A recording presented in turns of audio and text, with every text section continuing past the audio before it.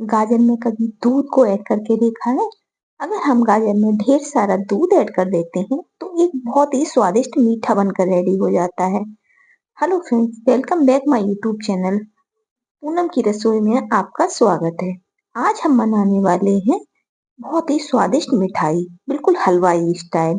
तो इसके लिए हमने ले ली है 1 केजी ताजा एकदम से मोटी मोटी गाजर। तो जब भी मार्केट से गाजर खरीद कर लाएं तो हमेशा एकदम से मोटी और रेड वाली गाजर खरीद के लाएं, क्योंकि जो पतली वाली गाजर होती है ना वो बहुत ज्यादा सॉफ्ट होती है। और आज हम जो मीठा बनाने वाले हैं उसके लिए हमें थोड़ी सी टाइट गाजर ही चाहिए, तो इसलिए हमेशा गाजर मोटी वाली होनी चाहिए। अब गाजर को लेने के बाद हमने इसे अच्छे से पानी से 1 से 2 बार वॉश कर लिया है और उसके बाद हम इसके ऊपर के पार्ट को निकाल देंगे। तो हमें कद्दूकस से इसे क्रश करके ऊपर की इसके छिक्कल को हटा देना है और उसके बाद हमें अपनी सारी गाजर को वापस से फिर एक बार धो लेना है, क्योंकि कद्दूकस करने के बाद हमें गाजर को धोना नहीं है।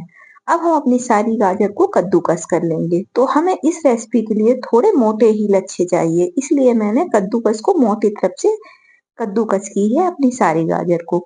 अब सारी गाजर को कद्दूकस करने के बाद हम एक गैस पे कढ़ाई चढ़ा देंगे और उसमें हम अपनी सारी गाजर को ट्रांसफर कर देंगे और उसके बाद हम इसमें डाल देंगे 1 चम्मच देसी घी और बस अच्छे से मिक्स करने के बाद हम इसे 5 मिनट के लिए ढककर छोड़ देंगे, जब तक कि हमारी गाजर सॉफ्ट हो जाएगी और जो इसमें एक्स्ट्रा पानी है वो भी सूख जाएगा।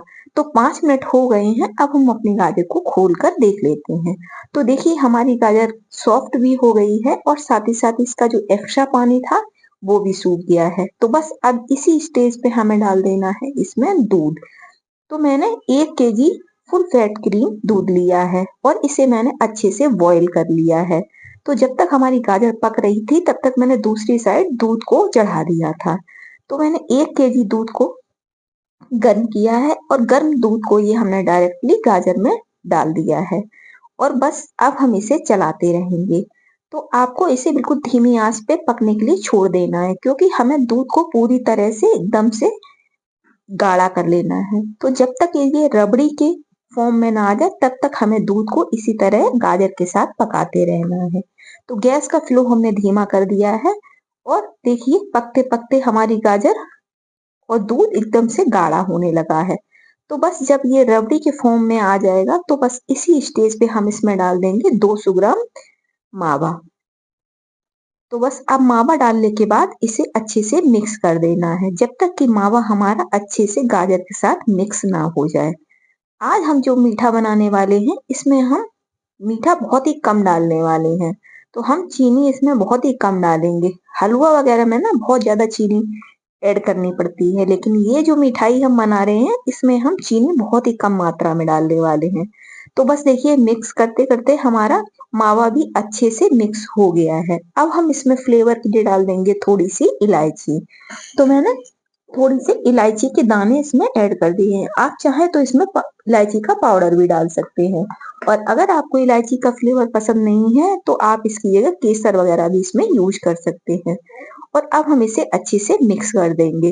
तो देखिए अब गाजर और मावा अच्छे से आपस में मिक्स हो गए हैं और ये एकदम से गाढ़ी भी हो गई है। तो बस अब इसी स्टेज पे हम इसमें डाल देंगे 100 ग्राम चीनी। तो मैंने बहुत ज्यादा चीनी इसमें ऐड नहीं की है, मैंने टोटल 100 ग्राम चीनी ही इसमें ऐड की है। और चीनी को भी हम बस इतनी देर मेल्ट करेंगे कि बस इसके दाने हैं वो हमारे इस मीठे के साथ घुल जाए। तो हमें बहुत ज्यादा देर चीनी को नहीं पकाना है, क्योंकि अगर हम बहुत ज्यादा चीनी को पका लेंगे ना तो फिर ये पानी रिलीज कर देगी। तो बस हमने इसे 1 मिनट के लिए मिक्स किया है और बस जैसे ही हमारी चीनी मेल्ट हो गई है तो हमने गैस को बंद कर दिया है। अब दूसरी साइड हम गैस पर एक कढ़ाई चढ़ाकर उसमें थोड़े से काजू थोड़े से बादाम को रोस्ट कर ले रहे हैं। आपके पास जो भी ड्राई फ्रूट है आप उसको इसमें ऐड कर सकते हैं। तो मैंने लिए हैं काजू बादाम और पिस्ता और हम इसे हल्का सा रोस्ट कर लेंगे, क्योंकि जब हम इसको हल्का सा रोस्ट करके इसमें डालेंगे ना तो इसमें एक क्रंचीपन रहता है जो खाने में बहुत ही ज्यादा टेस्टी लगता है। तो देखिए चीनी हमारी पूरी तरह से मेल्ट हो गई है और इसकी कंसिस्टेंसी भी एकदम थिक हो गई है। तो हमें इसी तरह की कंसिस्टेंसी चाहिए, हमें इसे बिल्कुल भी गीला नहीं रखना है। तो देखिए एकदम से थिक हो गया है और अब हम इसे एक प्लेट में निकाल लेते हैं। तो हमें अपने सारे मीठे को इस तरह से एक बाउल में निकाल लेना है और इसे निकालने के बाद हमें इसे फैला देना है। तो हमें इसे एकदम से बर्फी की तरह जमाना है। तो बस हम अपने सारे मीठे को इस तरह से निकाल करके इसको फैला देंगे। आप हमारी इस रेसिपी को कहाँ-कहाँ से देख रहे हैं कमेंट करके हमें जरूर बताएं और आपको हमारी ये मीठे की रेसिपी कैसी लगी वो भी हमें कमेंट बॉक्स में लिखें और एक बार इस तरह से इस मीठे को जरूर बनाकर ट्राई करें। ये खाने में बहुत ही ज्यादा टेस्टी लगता है।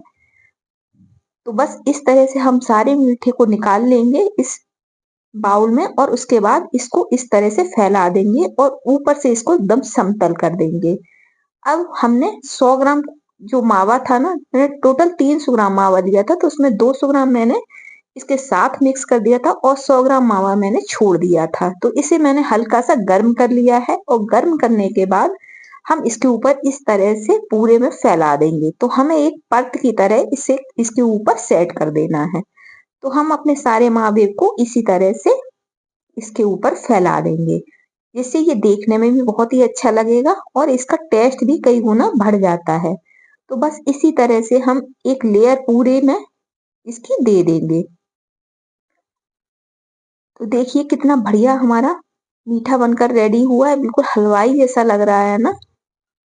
और बस इसी तरह से हम पूरे में इसको सेट कर देंगे और सेट करने के बाद जो हमने ड्राई फ्रूट रोस्ट किए थे उन्हें हम कट कर लेंगे। तो हम फटाफट से अपने सारे ड्राई फ्रूट को चॉप कर दे रहे हैं। तो मैंने इसे सिर्फ 2-2 पीसेस में ही चॉप किया है और उसके बाद हम इसे ऊपर से गार्निश कर देंगे। तो बस हम इसको फटाफट से पूरे में गार्निश कर दे रहे हैं, जिससे देखने में भी बहुत ही अच्छा लगेगा। अगर हम साथ में ड्राई फ्रूट डाल देते हैं ना तो ये आपस में मिक्स हो जाते हैं और फिर इसका जो क्रंचीपन होता है ना वो खत्म हो जाता है। लेकिन अगर आप ऊपर से इसको इस तरह से डालेंगे ना तो इसमें एक क्रंचीपन रहता है जो खाने में बहुत ही टेस्टी लगता है। तो बस इसको अच्छे से हमें सेट कर देना है और अब हम इसे 10 से 15 मिनट के लिए फ्रिज में रेस्ट होने के लिए छोड़ देंगे ताकि ये अच्छे से जम जाए। और बस 10 से 15 मिनट बाद हम इसे निकाल के सर्व करने के लिए हमारा ये मीठा रेडी है। तो आप चाहें तो इसे पीसेस में कट करके रख सकते हैं या फिर आप इसे ऐसे भी सर्व कर सकते हैं। तो देखिए कितना बढ़िया हमारा मीठा बनकर रेडी हुआ है। तो इस तरह से आप इसे बहुत ही कम चीनी में बनाकर रेडी कर सकते हैं। ये खाने में बहुत ही टेस्टी लगता है। जिस जिस तरह का मीठा आप मार्केट से हलवाई से खरीद के लाते हैं ना, बस वैसा ही बनकर रेडी होता है। तो देखिए कितना बढ़िया बना है। अब मैं आपको इसे एक तरह से कट करके भी दिखा देती हूँ। तो आप चाहे तो इसे पीसेस में कट करके भी स्टोर कर सकते हैं।